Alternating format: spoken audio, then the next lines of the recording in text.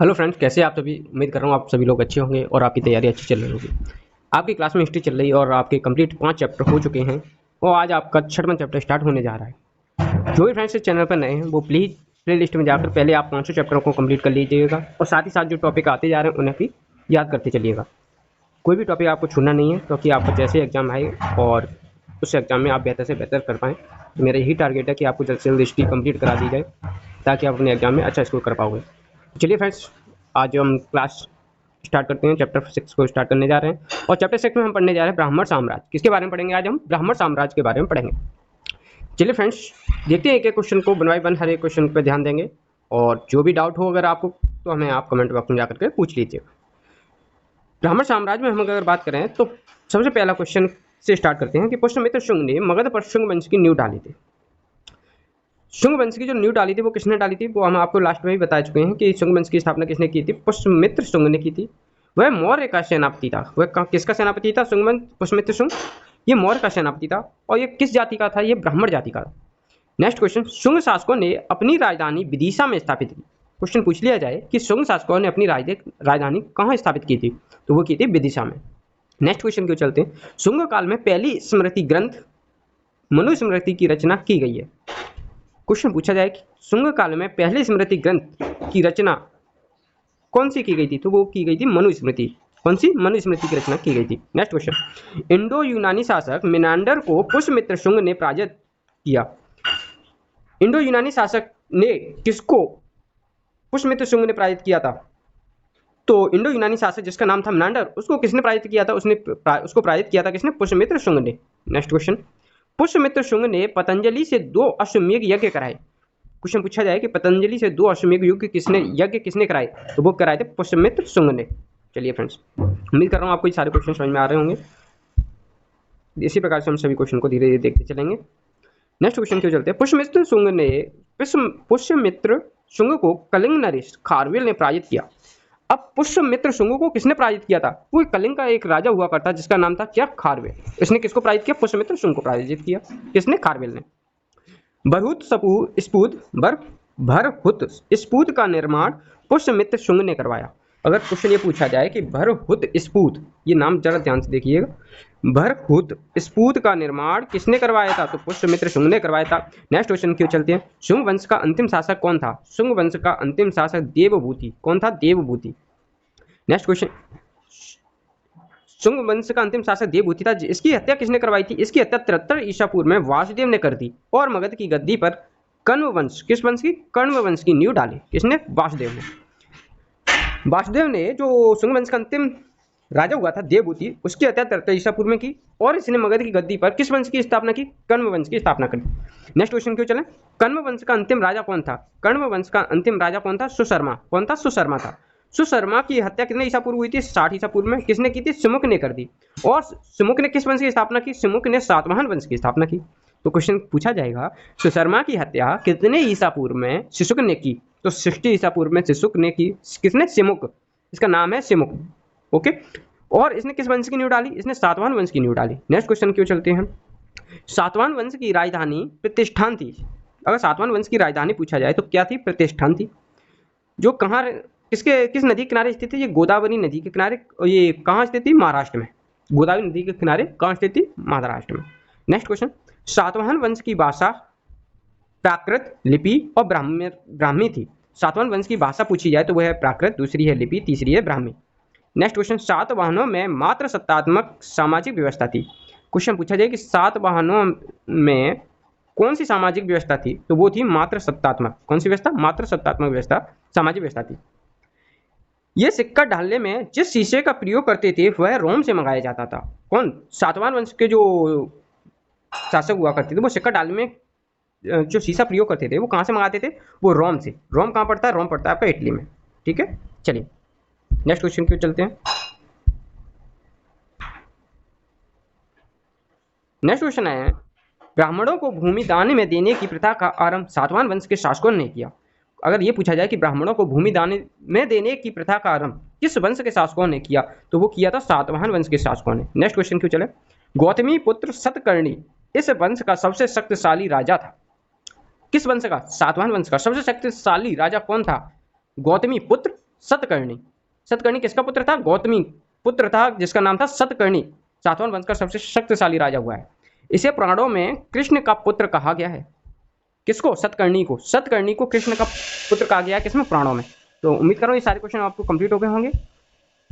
इस प्रकार से हमने डिटेल में जानकारी ले ली। अब हम चलते हैं किसके बारे में? कुषाण वंश के बारे में जानकारी लेने के लिए ये क्या क्वेश्चन को ध्यान पूर्वक हम समझते चलेंगे कुषाण वंश के बारे में। चलिए सबसे पहले हम देखते हैं पल्लवों के बाद में कुषाण आए, जो यूची और तोखरी भी कहलाते थे। क्वेश्चन पूछा जाए कि पल्लवों के बाद कौन आया, तो वो आए थे कुषाण। और कुषाणों को क्या कहा गया? यूची और तोखरी कहा गया। ठीक है, नेक्स्ट क्वेश्चन। यूची नामक एक कबीला 5 भागों में बटा हुआ था। उन्हीं में से एक कुषाण थे। जो यूची नामक कबीला था वो कितने भागों में बटा हुआ था? 5 भागों में बटा हुआ था। उन्हीं में से क्या है? कुषाण जो वंश के शासक थे वो उन्हीं 5 भागों में से एक कौन हुए थे? वो कुषाण हुए थे। Next question. कुषाण वंश की स्थापना कुजुल, क्या नाम है? कुजुल कड़फिसेस, नाम को ध्यान से सुनो। कुषाण वंश की स्थापना कुजुल कड़फिसेस ने 15 ईस्वी में की थी। तो कुषाण वंश की स्थापना किसने की थी और कब की थी? कुजुल कड़फिसेस ने 15 ईस्वी में की थी। कुषाण वंश का सबसे महान राजा कौन था? कुषाण वंश का सबसे महान राजा हुआ है वो है कनिष्क। Next question. कनिष्क ने अपनी राजधानी किसको बनाया? कनिष्क ने अपनी राजधानी पुरुषपुर, जो कि पेशावर में थी। कनिष्क ने अपनी राजधानी किसको बनाया? पुरुषपुर को। कहाँ पड़ती है? पेशावर में पड़ती है। Next question. कुषाणों की दूसरी राजधानी मथुरा थी। Next question. कनिष्क ने 78 ईस्वी में गद्दी पर बैठने के समय एक संवत चलाया, जिसे किस नाम से जाना जाता है? जिसे शक संवत के नाम से जाना जाता है। कब चलाया गया था? 78 ईस्वी में। और किसने चलाया था? कनिष्क ने। कनिष्क ने 78 ईस्वी में गद्दी पर बैठने के समय एक संवत चलाया, जिसे शक संवत कहा जाता है। नेक्स्ट क्वेश्चन क्यों चले फ्रेंड्स? शक संवत तक आपको कोई डाउट, अगर कोई डाउट हो तो हमें आप कमेंट बॉक्स में पूछ लीजिए। नेक्स्ट क्वेश्चन क्यों चलते हैं। यह संवत भारत सरकार द्वारा प्रयोग में लाया जा रहा है। कौन सा? शक संवत किसके द्वारा प्रयोग में लाया जा रहा है? भारत सरकार द्वारा प्रयोग में लाया जा रहा है। Next question. कनिष्क बौद्ध धर्म के महायान संप्रदाय का अनुयायी था। कनिष्क किस धर्म का अनुयायी था? बौद्ध धर्म के महायान संप्रदाय का। किस धर्म का? बौद्ध धर्म के महायान संप्रदाय का अनुयायी था। कौन? कनिष्क। Next question. कुषाण शासकों ने बड़ी संख्या में स्वर्ण मुद्रा जारी की। बड़ी संख्या में कौन सी मुद्रा जारी की थी? कुषाण शासकों ने स्वर्ण मुद्रा जारी की थी। नेक्स्ट क्वेश्चन क्यों चल रहे हैं। कनिष्क ने कश्मीर विजय के बाद वहां कनिष्कपुर नगर बसाया। जब कनिष्क ने कश्मीर पर विजय प्राप्त कर ली तो वहां कौन सा नगर बसा दिया इसने? कनिष्कपुर। अपने ही नाम पर इसने नगर बसाया, जिसको नाम दे दिया कनिष्कपुर। उसने राजा देवपुत्र की उपाधि चीनियों से ली थी। कनिष्क ने जो राजा देवपुत्र की उपाधि ली थी वो कहां से ली थी? राजा देवपुत्र की उपाधि चीनियों से ली थी। कनिष्क के दरबार में चरक कौन था? राजवैद्य। चरक नामक राजवैद्य रहता था, जिसने चरक संहिता लिखी। अगर आपको ये पूछ लिया जाए कि चरक संहिता किसने लिखी थी, तो कनिष्क के दरबार में जो राजवैद्य रहता था जिसका नाम था चरक, उसी ने चरक संहिता लिखी थी। Next question. अश्वघोष कनिष्क के राज कवि थे, जिससे कनिष्क ने बौद्ध धर्म की दीक्षा ली थी। क्वेश्चन पूछा जाए कनिष्क ने बौद्ध धर्म की दीक्षा किससे ली थी, तो इसने अपने राजकवि अश्वघोष से दीक्षा ली थी। इससे अश्वघोष, ये कनिष्क के कौन हुए हैं? राजकवि हुए हैं, जिनका नाम है अश्वघोष, जिनसे इसने क्या ली थी? दीक्षा ली थी बौद्ध धर्म की। Next question. कनिष्क का पुरोहित संघरक्षक था। कनिष्क का पुरोहित कौन था? संघरक्षक। Next question. कनिष्क ने दरबार में अश्वघोष, नागार्जुन, चरक, वसुमित्र और पार्श, महाचेत और संघरक्षक रहते थे। कनिष्क के दरबार में कौन कौन रहता था? कनिष्क के दरबार में जो रहते थे उनका नाम था अश्वघोष, दूसरे थे नागार्जुन, तीसरे व्यक्ति थे चरक, और चौथे व्यक्ति थे आपके वसुमित्र, और पांचवें थे पार्श, छठवें व्यक्ति थे महाचेत, और इनके साथ में रहते थे संघरक्षक सैनिक। इतने व्यक्ति कौन किसके दरबार में रहते थे? कनिष्क के। कौन कौन रहता था? अश्वघोष, नागार्जुन, चरक, वसुमित्र, पार्श, महाचेत और संघरक्षक इसके दरबार में रहते थे। Next question. अश्वघोष ने बुद्ध चरित्रम नामक पुस्तक लिखी है। तो ये इंपॉर्टेंट क्वेश्चन इसलिए है कि बुद्ध चरित्रम नामक पुस्तक किसने लिखी है? तो वो लिखी है अश्वघोष ने। नेक्स्ट क्वेश्चन क्यों चलते हैं। नागार्जुन ने माध्यमिक सूत्र नामक पुस्तक लिखी। तो क्वेश्चन पूछ लिया जाए कि माध्यमिक सूत्र, कौन सी माध्यमिक सूत्र नामक पुस्तक किसने लिखी है? वो लिखी है नागार्जुन ने। और इस पुस्तक में सापेक्षता का सिद्धांत प्रस्तुत किया है। जो नागार्जुन ने पुस्तक लिखी है जिसका नाम है क्या? माध्यमिक सूत्र। माध्यमिक सूत्र नामक इस पुस्तक में किसका सिद्धांत प्रस्तुत किया है? उन्होंने सापेक्षता का सिद्धांत प्रस्तुत किया। नेक्स्ट क्वेश्चन क्यों चलते हैं। नागार्जुन को भारत का आइंस्टीन भी कहा गया है। किसको भारत का आइंस्टीन कहा गया है? नागार्जुन को। कनिष्क की मृत्यु कब हुई थी? कनिष्क की मृत्यु 102 ईस्वी में हो गई थी। मैं उम्मीद कर रहा हूँ फ्रेंड्स आपको एक एक क्वेश्चन सारे कंप्लीट हो गए होंगे। ऐसा कोई क्वेश्चन नहीं है जो आपको समझ नहीं आया हो, और मैं इतने प्यार से आपको समझा रहा हूँ कि कोई क्वेश्चन बच नहीं सकता है आपसे जो आपकी समझ में ना आए। आपको कोई भी नोट्स बनाने की आवश्यकता नहीं, सिर्फ आप ईयरफोन का यूज करिए, साथ ही साथ सुनते चलिए। हो सके तो 1 या 2 बार इस वीडियो को 3 बार देख लीजिएगा, सुन लीजिएगा। बस आप 3 बार वीडियो को सुन लें, आपको ऑटोमेटिकली आप जैसे ही आप एग्जाम में जाएंगे, आपको बिना देख करके क्वेश्चन सीधा डायरेक्टली टिक कर दोगे। आपको ये भी जरूरत नहीं कि आपको ज़्यादा ऑप्शन में दिमाग भी लगाना पड़ेगा, अपने आप आपको याद आ जाएगा। बस आपको ध्यानपूर्वक इसे सुन लीजिए एक एक क्वेश्चन को, है ना। चलिए नेक्स्ट क्वेश्चन। कुषाण वंश का अंतिम शासक कौन था? तो कुषाण वंश का जो अंतिम शासक हुआ था वो थे वासुदेव। यह किस धर्म का अनुयायी था? यह शैव धर्म का अनुयायी था। गंधार शैली तथा मथुरा शैली का विकास कनिष्क के शासनकाल में हुआ है। क्वेश्चन आपसे ये पूछा जाएगा कि गंधार शैली और मथुरा शैली का विकास किसके शासनकाल में हुआ है? तो वो हुआ है कनिष्क के शासनकाल में। नेक्स्ट क्वेश्चन क्यों चलते हैं। रेशम बनाने की सबसे पहले तकनीक का आविष्कार कहाँ हुआ था? तो रेशम बनाने की सबसे पहले तकनीक का जो आविष्कार हुआ था वो आपका चीन में हुआ था। कहाँ? चीन में। नेक्स्ट क्वेश्चन क्यों चलते हैं। रेशम मार्ग पर नियंत्रण रखने वाले शासकों में सबसे प्रसिद्ध कौन थे? तो रेशम मार्ग पर नियंत्रण रखने वाले शासकों में जो सबसे प्रसिद्ध थे वो थे कुषाण। इससे कुषाणों को बहुत अधिक आय होती थी। रेशम पर नियंत्रण रखने का कारण क्या था कुषाणों का? कुषाणों का कारण ये था कि ये सबसे अधिक आय जो इनकम करते थे वो यहीं से इनकी इनकम होती थी, किनकी? कुषाण शासकों की। तो मैं उम्मीद कर रहा हूँ कि कुषाण वंश के बारे में मैंने जो भी क्वेश्चन समझाए, जितने क्वेश्चन बन सकते थे वो मैंने आपको एक एक क्वेश्चन समझाया, उसको बहुत ही तरीके से समझाया। आपको उम्मीद कर रहा हूँ कि साथ ही साथ सारे याद हो गए होंगे। अब हम नेक्स्ट कुछ जो ब्राह्मण साम्राज्य देखा हमने, उसके बाद हमने कुषाण वंश को भी देखा। अब हम पढ़ने जा रहे हैं गुप्त साम्राज्य के बारे में। तो गुप्त साम्राज्य के बारे में बहुत ही केयरफुली होकर के हमें एक एक क्वेश्चन को ध्यानपूर्वक सुनेंगे और साथ ही साथ समझते चलेंगे। चलिए फ्रेंड्स स्टार्ट करते हैं अपने एक एक क्वेश्चन को। गुप्त साम्राज्य का उदय 3वीं शताब्दी के अंत में प्रयाग के निकट कौशाम्बी में हुआ था। आपसे पूछा जाए कि गुप्त साम्राज्य का उदय 3वीं शताब्दी के अंत में प्रयाग के निकट किस स्थान पर हुआ था? तो प्रयाग के निकट कौशाम्बी में हुआ था। किसका?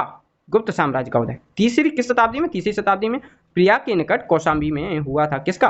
गुप्त साम्राज्य का उदय। नेक्स्ट क्वेश्चन क्यों चले। गुप्त वंश का संस्थापक श्रीगुप्त कौन था? श्रीगुप्त था, जिसका कार्यकाल रहा है वो 240 से लेकर 280 ईसा पूर्व तक इसका कार्यकाल रहा है। तो आपसे क्वेश्चन पूछा जाएगा कि गुप्त साम्राज्य के जो संस्थापक थे उनका नाम क्या था? उनका नाम था श्रीगुप्त। इनका कार्यकाल 240 वर्ष ईसा पूर्व से लेकर 280 ईसा पूर्व तक रहा। नेक्स्ट क्वेश्चन क्यों चलते हैं। इसका उत्तराधिकारी घटोत्कच हुआ और घटोत्कच का कार्यकाल 280 से लेकर 320 ईस्वी तक था। क्वेश्चन पूछा जाए कि श्रीगुप्त का उत्तराधिकारी कौन हुआ है? तो वो हुआ है घटोत्कच। कौन? घटोत्कच। और घटोत्कच का जो कार्यकाल रहा कितने वर्ष तक रहा था? 280 ईस्वी से लेकर 320 ईस्वी तक इसका कार्यकाल रहा। किसका? घटोत्कच का। गुप्त वंश का प्रथम महान सम्राट कौन हुआ था? चंद्रगुप्त प्रथम। गुप्त वंश का प्रथम महान सम्राट कौन हुआ? चंद्रगुप्त प्रथम हुआ। यह 320 ईस्वी में गद्दी पर बैठा। कौन? चंद्रगुप्त प्रथम। कब गद्दी पर बैठा था? 320 ईस्वी में। इसे गुप्त वंश का वास्तविक संस्थापक कहा जाता है। तो अगर ऑप्शन में यह दिया जाए कि गुप्त वंश का वास्तविक संस्थापक किसे कहा जाता है? चंद्रगुप्त प्रथम को, घटोत्कच को, या श्रीगुप्त को, या अशोक को? तो आंसर में लिख दीजिएगा गुप्त वंश का जो वास्तविक संस्थापक था वो था चंद्रगुप्त प्रथम। Next question. जो चंद्रगुप्त प्रथम ने क्या किया था? इसने लिच्छवी राजकुमारी कुमार देवी से विवाह किया। इसने लिच्छवी राजकुमारी जिनका नाम था कुमार देवी उससे विवाह किया था। किसने? चंद्रगुप्त प्रथम ने। ओके, तो क्वेश्चन बन जाता है कि चंद्रगुप्त प्रथम का विवाह किसके साथ हुआ था? तो लिच्छवी राजकुमारी कुमार देवी से इसका विवाह हुआ। इसने लिच्छवी राजकुमारी कुमार देवी से विवाह किया। चंद्रगुप्त प्रथम ने महाराजा अधिराज की उपाधि धारण की। तो महाराजा अधिराज की उपाधि किसने धारण की? चंद्रगुप्त प्रथम ने धारण की थी। चंद्रगुप्त प्रथम ने गुप्त संवत 319 से 320 ईस्वी में चलाया था। चंद्रगुप्त प्रथम ने गुप्त संवत कब चलाया था? 319 से लेकर 320 ईस्वी में चलाया था। इसका उत्तराधिकारी किसका? चंद्रगुप्त प्रथम का उत्तराधिकारी समुद्रगुप्त हुआ है। कौन हुआ है? समुद्रगुप्त, जो कि 335 ईस्वी में राजगद्दी पर बैठा था। समुद्रगुप्त राजगद्दी पर कब बैठा? 335 ईस्वी में राजगद्दी पर बैठा था। नेक्स्ट क्वेश्चन क्यों चलती है। समुद्रगुप्त ने आर्यव्रत के 9 राजा और दक्षिण व्रत के 12 राजाओं को पराजित किया। इसलिए समुद्रगुप्त को भारत का नेपोलियन कहा जाता है। भारत का नेपोलियन किसे कहा जाता है? समुद्रगुप्त को। समुद्रगुप्त को भारत का नेपोलियन क्यों कहा जाता है? क्योंकि इसने क्या किया था? आर्यव्रत के 9 राजा और दक्षिण व्रत के 12 राजाओं को पराजित किया था। नेक्स्ट क्वेश्चन क्यों चलते। समुद्रगुप्त की उपाधि अश्वमेधकर्ता, कविराज और विक्रमांक को दी गई थी। 3 व्यक्तियों को मिल चुकी है। समुद्रगुप्त की उपाधि अश्वमेधकर्ता, कविराज और विक्रमांक को दी गई। नेक्स्ट क्वेश्चन, समुद्रगुप्त का दरबारी कवि कौन था? समुद्रगुप्त का जो दरबारी कवि था वो था हरिशन। कौन था? हरिशन, जिसने इलाहाबाद प्रशस्ति लेख की रचना की है। किसने? हरिशन ने। हरिशन कौन था? समुद्रगुप्त का दरबारी कवि था जिसने किसकी रचना की? इलाहाबाद प्रशस्ति लेख की रचना की। नेक्स्ट क्वेश्चन की ओर चलते हैं फ्रेंड्स। हमारा नेक्स्ट क्वेश्चन है कि समुद्रगुप्त किसका उपासक था? समुद्रगुप्त विष्णु का उपासक था। नेक्स्ट क्वेश्चन की ओर चलते हैं। समुद्रगुप्त किसका प्रेमी था? संगीत का प्रेमी था। इसके सिक्कों पर बीड़ा बजाते हुए दिखाया गया है। किसको? समुद्रगुप्त को। समुद्रगुप्त को सिक्कों पर बीड़ा बजाते हुए दिखाया गया है। ये क्या था? संगीत का बहुत बड़ा प्रेमी था। नेक्स्ट क्वेश्चन की ओर चलते हैं। समुद्रगुप्त का उत्तराधिकारी चंद्रगुप्त द्वितीय हुआ है। समुद्रगुप्त का उत्तराधिकारी कौन हुआ है? वो था चंद्रगुप्त द्वितीय, जो 380 ईस्वी में किस पर बैठा था? राजगद्दी पर बैठा। बहुत इंपॉर्टेंट क्वेश्चन है कि समुद्रगुप्त का उत्तराधिकारी कौन था? चंद्रगुप्त द्वितीय हुआ, जो राजगद्दी पर बैठा 380 ईस्वी में बैठा। चंद्रगुप्त द्वितीय ने विक्रमादित्य की उपाधि धारण की। विक्रमादित्य की उपाधि किसने धारण की? चंद्रगुप्त द्वितीय ने, इसलिए इन्हें चंद्रगुप्त विक्रमादित्य भी कहा जाता है। चंद्रगुप्त द्वितीय ने विक्रमादित्य की उपाधि धारण की, इसलिए इनका नाम पड़ गया चंद्रगुप्त विक्रमादित्य। इसके शासनकाल में चीनी बौद्ध यात्री फायान भारत आया। इसके शासनकाल में आया था? चंद्रगुप्त द्वितीय के शासनकाल में चीनी बौद्ध यात्री जिसका नाम था फायान,